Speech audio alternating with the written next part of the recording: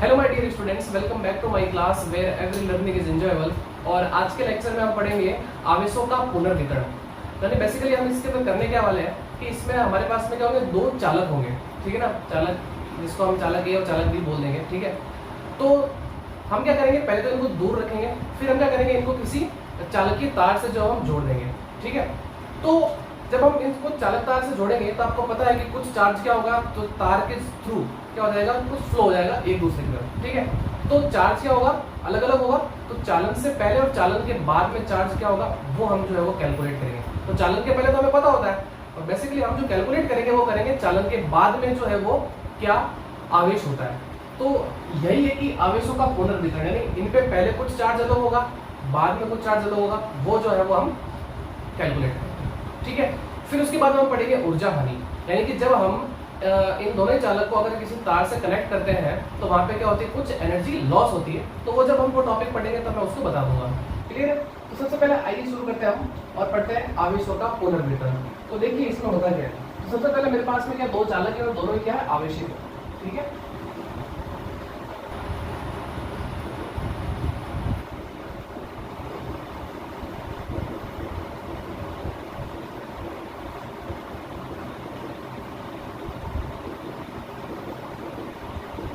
ठीक है, इनको मैंने क्या चार्ज कर दिया, क्लियर। ओके, अब देखो सबसे पहले बात करता हूं मैं इनकी धारिता की, ठीक है। तो इनकी धारिता जो है वो चालन से पहले वो है मेरे पास में क्या C1 और इसकी धारिता क्या है C2। और अगर मैं बात करूं तो ये मेरे पास में A चालक है, ये मेरे पास में B चालक है, ये A और ये B, ठीक है। तो इसकी धारिता की बात करूंगा C1, इसकी धारिता की बात करूंगा C2। और चालन के बाद भी इनकी धारिता क्या रहेगी, वही रहेगी C1 और C2। क्यों? क्योंकि हमने फॉर्मूला पढ़ा है C = 4 pi epsilon not into R। किसी भी गोलीय चालक की धारिता का फॉर्मूला यही तो होता था। तो यहाँ से देखो C is proportional to R, मतलब जो धारिता है वो किसके प्रोपोर्शनल है, त्रिज्या के। तो त्रिज्या तो हम चेंज कर ही नहीं रहे ना, तो त्रिज्या तो वही है, तो इसका मतलब इनकी धारिता भी क्या होगी, वही होगी। अब बात करते हैं इनके चार्ज की। तो देखो इस पे चार्ज मैंने मान लिया Q1 और इस पे चार्ज मैंने मान लिया क्या Q2। तो जब इनको मैंने किसी चालक की तार से कनेक्ट कर दिया, ये क्या मेरे पास में चालक तार जिसकी धारिता क्या है, नगण्य है, मतलब कि इसकी धारिता का इन दोनों की धारिता पर कोई इफेक्ट नहीं पड़ेगा, ठीक है। नगण्य धारिता मेरे पास में क्या है, चालक की तार है। इस पर जो चार्ज होगा वो होगा क्या, Q1 dash plus Q2 dash. क्यों? क्योंकि जब चालक तार से जोड़ देंगे तो आवेशों का क्या होगा, यहाँ पे पुनर्वितरण होगा, ठीक है ना, ये आदान प्रदान होगा इस चालक तार के थ्रू, ठीक। अब बात करता हूँ इस चालक A के विभव में, तो इसका विभव V1, इसका विभव V2। अब क्या होगा यहाँ पे, जब हम इनको किसी चालक तार से जोड़ देते हैं तो इनका क्या होता है, विभव समान हो जाता है, यानी इसका भी V और इसका भी क्या हो गया, ठीक है। ऐसा क्यों? क्योंकि आपको पता है, मैंने पिछले लेक्चर में मैंने आपको बताया था कि जब हम किसी भी कैपेसिटर के दोनों प्लेटों को अगर हम किसी चालक तार से जोड़ देते हैं तो उनका विभव क्या आ जाता है, समान आ जाता है। सेम यहाँ पे भी ऐसे होता है, जब हम किन्हीं भी दो चालकों को अगर हम उन्हें किसी चालक तार से जोड़ देते हैं तो उनका विभव क्या होता है, समान हो जाता है, यानी इसको हम बोलते हैं क्या, उभयनिष्ठ विभव। आगे बात समझ में क्लियर। तो अब बात करते हैं हम इनके आवेश की, ठीक है। तो चालन से पहले आवेश, चालन से पहले आवेश, तो आपको पता है आवेश का फॉर्मूला क्या होता है, Q1 = C1V1। Because Q equal to क्या होता है, CV होता है ना। यहाँ आपने ये तो फॉर्मूला पढ़ा है ना, C = Q/V। तो Q इक्वल टू क्या होगा, CV। तो Q1 इक्वल टू हो जाएगा मेरे पास में C1V1। इसी तरीके से Q2 इक्वल टू हो जाएगा मेरे पास में C2V2। ना अब बात करता हूँ मैं कुल आवेश की। तो देखो कुल आवेश मेरे पास में क्या होगा, Q1 plus Q2 = C1V1 plus C2V2, ये तो होगा। अब बात करते हैं चालन के बाद आवेश, चालन के बाद आवेश। तो देखो चालन के बाद क्या आवेश होगा, वो होगा Q1 डैश = C1V और Q2 डैश = C2V, बिकॉज दोनों पे विभव क्या है, समान है इसलिए।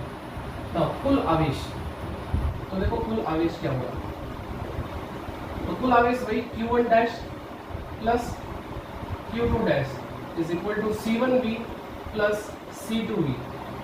सो Q1 dash plus Q2 dash Q2 dash is equal to, दोनों में से क्या कॉमन आ रहा है, B कॉमन आ रहा है तो ले लो, तो हो जाएगा मेरे पास में C1 C2 मल्टीप्लाई। क्लियर? तो ये आगे मेरे पास में चालन से पहले आवेश और चालन के बाद में आवेश।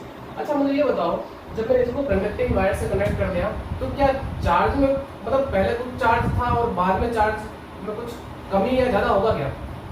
यानी कहने का मतलब मेरा सिंपल यही है कि चालन से पहले आवेश और चालन के बाद में आवेश को अगर हम जोड़ते हैं तो क्या बराबर आएगा या अलग अलग आएगा?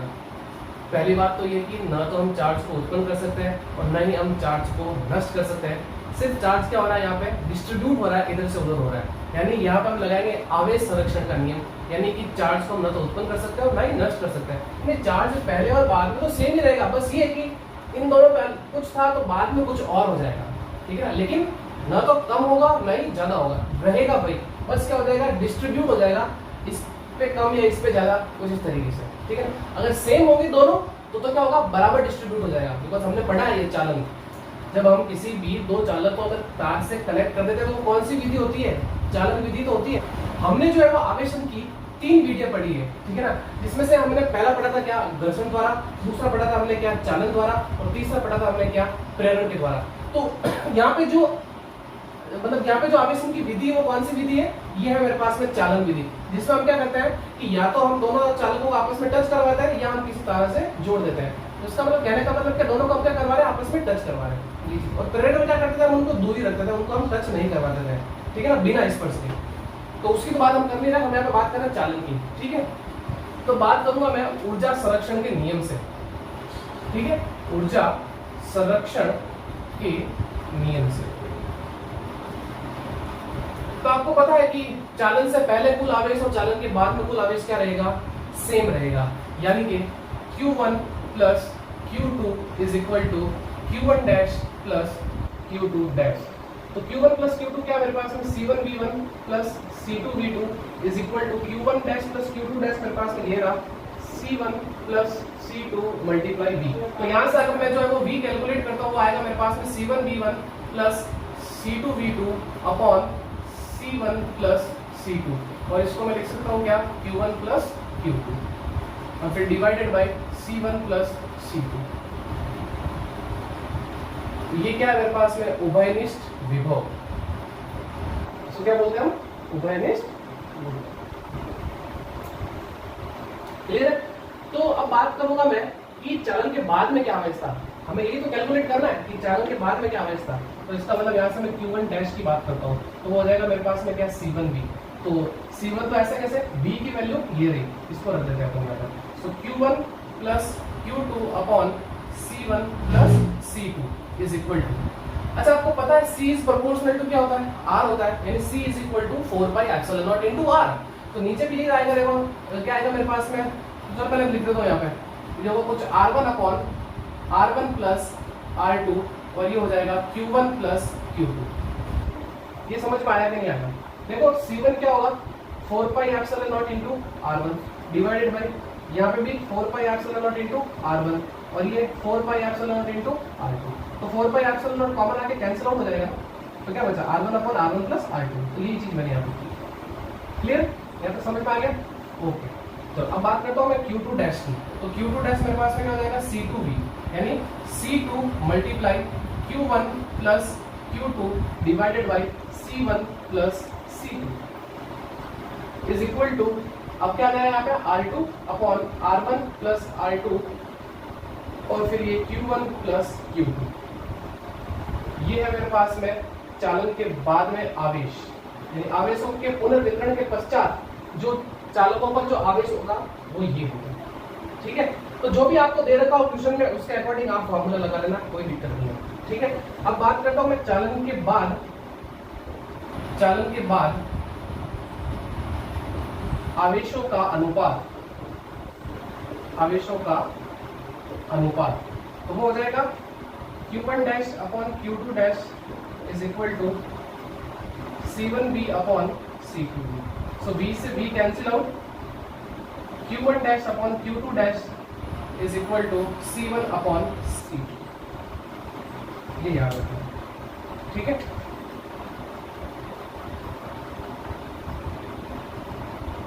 इसको ऐसे लिख देते हैं, Q1 dash upon Q2 dash is equal to C1 upon C2। तो यानी कि चालन के बाद में जो उनके आवेशों का जो अनुपात होता है, या हम बोल सकते हैं कि आवेशों के पुनर्वितरण के पश्चात जो आवेशों का जो अनुपात होता है वो उनकी धारिताओं के अनुपात के बराबर होता है। ठीक है, तो ये नोट करिए। फिर हम इसके बाद में पढ़ते हैं कि इनके विभव में जो परिवर्तन होता है उनका क्या अनुपात होता है। ठीक है, सो फटाफट इसका स्क्रीनशॉट लीजिए, फिर हम आगे बढ़ते हैं। तो स्टूडेंट्स बात करते हैं हम कि जब हम दो चालकों को जब हम तार से कनेक्ट कर देते हैं तो अब उनके विभव में जो परिवर्तन होता है उनका क्या रेशियो होता है या उनका क्या अनुपात होता है वो हम जो है वो निकालेंगे। तो अगर मैं बात करूं, सबसे पहले मैं ये मान के चलता हूं, ठीक है ना, मुझे कंसीडर करना पड़ेगा यदि V1 is greater than V2। क्या मैंने लेट किया कि V1 जो है वो बड़ा है V2 से, ये मैं सपोज करूं। आप V2 ग्रेटर देन V1 ले तो कोई दिक्कत नहीं है। सो V1 is greater than V2, तो मुझे ये बताइए कि जो इनका जो उभयनिष्ठ विभव होगा वो इनके बीच में तो आएगा। ठीक है, तो इसको मैं ऐसे लिख सकता हूं, तब V1 is greater than V is greater than V2। ये समझ में आ गया ना? नहीं आया तो बता देता हूं मैं, देखो कैसे। सपोज मैंने V1 लेट किया कितना 20, ठीक है, और V2 लेट किया कितना 10 वोल्ट। तो इनका मतलब इनका जो उभयनिष्ठ विभव आएगा वो कितना आएगा 20 + 10 डिवाइडेड बाई 2, यानी कितना आया 15। यही तो आएगा। आगे बात समझ में? यानी कि जो उभयनिष्ठ विभव वो क्या है, दोनों के बीच का है। तो ये देखो, ये बड़ा है, फिर ये बड़ा है और फिर ये बड़ा है, ये तो चीज है ना। तो बस वही चीज थोड़ा समझा रहा था। ठीक है, तो ये समझ में आना चाहिए कि V1 is greater than V is greater than V2। ठीक है, आगे समझ में। तो अब बात करते हैं हम कि चालक A के विभव में परिवर्तन, चालक A के विभव में परिवर्तन। तो उसको देखो मैं कैसे लिखूंगा, वो होगा मेरे पास में क्या डेल्टा V1, तो बस परिवर्तन वही होगा। हम क्या करते हैं, बड़े में छोटे को माइनस करते हैं, ये बड़ा और ये छोटा, तो ये हो जाएगा मेरे पास में V1 माइनस V। क्लियर? तो now delta V1 is equal to V1 minus V। V क्या है, हम थोड़ी देर पहले निकाला है, C1V1 plus C2V2 upon C1 plus C2। ये तो था अभी उभयनिष्ठ विभव। ठीक है, so delta V1 is equal to, इसका एलसीएम ले लो तो ये इससे मल्टीप्लाई हो जाएगा, ये हो जाएगा C1V1 प्लस C2V2 और फिर ये माइनस C1V1 और फिर माइनस C1V1 प्लस C2V1 और फिर माइनस C1V1 और फिर ये minus C2V2 divided by C1 plus C2। तो देखो C1V1 से C1V1 कट जाएगा और मेरे पास में delta V1 is equal to, यहाँ से क्या कॉमन आ रहा है देख लो, C2 कॉमन आ रहा है ना, तो C2 कॉमन ले लिया, क्या बच गया V1 minus V2 upon C1 plus C2। इसको इक्वेशन नंबर 1। तो ये डेल्टा V1 आ गया ना। अब बात करते हैं हम चालक B के विभव में परिवर्तन, चालक B के विभव में परिवर्तन, चालक B के विभव में परिवर्तन। तो देखो इसमें परिवर्तन को हम कैसे लिखेंगे, डेल्टा V2 से लिखेंगे और वो हो जाएगा क्या, देखो ये बड़ा और ये छोटा है, तो हो जाएगा मेरे पास में V माइनस V2, बिकॉज हमें दोनों के साथ में क्या लेना है, उभयनिष्ठ विभव को लेना है। ठीक है, सो डेल्टा V2 और V की जगह क्या होगा C1V1 plus C2V2 upon C1 plus C2 और फिर minus V2। So delta V2 is equal to C1V1 plus C2V2। LCM ले लेंगे इसका यहाँ पे, तो ये से मल्टीप्लाई हो जाएगा माइनस C1V2 और फिर plus minus minus C2V2 divided by C1 plus C2। तो C2V2 से ये C2V2 कैंसिल आउट हो जाएगा। अब ऊपर से देखो क्या कॉमन आ रहा है, C1 कॉमन आ रहा है। So delta V2 is equal to C1 common ले लेते हो गया V1 minus V2 upon C1 plus C2। ये मेरे पास में इक्वेशन नंबर। अब भाई हमें क्या निकालना, अनुपात निकालना है। तो देखो क्या हो जाएगा यहाँ पे, इक्वेशन 1 डिवाइडेड बाय इक्वेशन 2।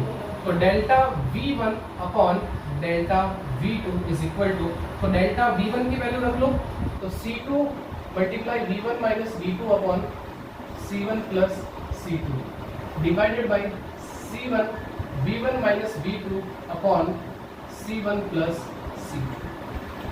तो देखो कुछ चीजें कट जाएगी यहाँ से, ये वैल्यू इससे कट जाएगी और ये वाली वैल्यू इससे कैंसिल आउट हो जाएगी।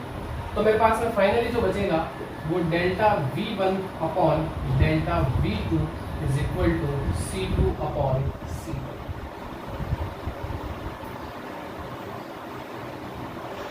क्लियर है यहाँ तक? तो इनके जो विभव में जो परिवर्तन होता है वो क्या होता है, मतलब उनके जो विभव जो परिवर्तन का जो रेशियो होता है वो क्या होता है, C2 अपॉन C1, यानी delta V1 upon delta V2 is equal to C2 upon C1। और आपको पता होगा हमने अभी थोड़ी देर पहले निकाला था आवेशों का अनुपात, वो क्या था, C1 अपॉन C2, बट विभव में जो परिवर्तन है उनका क्या रेशियो है, C2 अपॉन C1। ठीक है, तो ये चीजें पूछी जाती है, डायरेक्टली पूछी जाती है। ठीक है ना, प्रूफ करिए delta V1 upon delta V2 C2 upon C1 होगा। क्लियर है? सो फटाफट इसको नोट करिए, फिर हम इसके बाद में पढ़ते हैं ऊर्जा हानि के बारे में। तो टेक स्क्रीनशॉट। सो स्टूडेंट्स, बात करते हैं हमारे आज के लास्ट टॉपिक की, जो है ऊर्जा हानि। यानी कि इसके बाद में हम जो है कुछ इस तरीके से पढ़ने वाले हैं कि जब हम दो चालक को किसी तार से जोड़ देते हैं तब कुछ ऊर्जा क्या होती है, उष्मा के रूप में जो है वो विकृत हो जाती है या बदल जाती है, और कुछ ऊर्जा की क्या होती है, वहां पे हानि हो जाती है।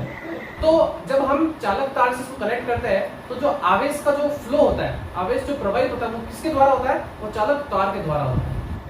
ठीक है ना, एक चालक से दूसरे चालक में। ठीक है, तो उसके बीच में जो ऊर्जा की हानि होती है वो कितनी होती है, वो हम जो कैलकुलेट करेंगे और या डिराइव करेंगे।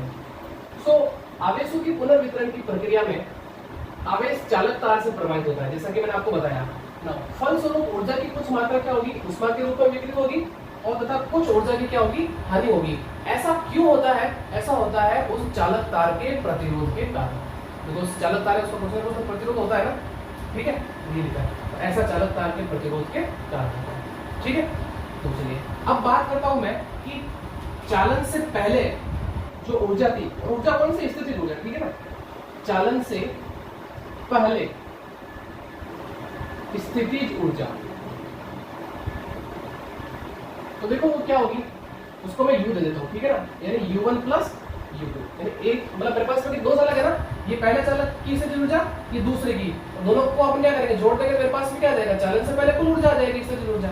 ठीक है, तो U इक्वल टू ये हो जाएगा क्या, half C1 V1 square plus half C2 V2 square. आपको पता होगा कि हमने पिछले लेक्चर में ऊर्जा निकाली थी, वो फॉर्मूला आपको पता है, हमने तीन फॉर्मूले निकाले थे, Q square upon 2C half CV square is equal to half QE।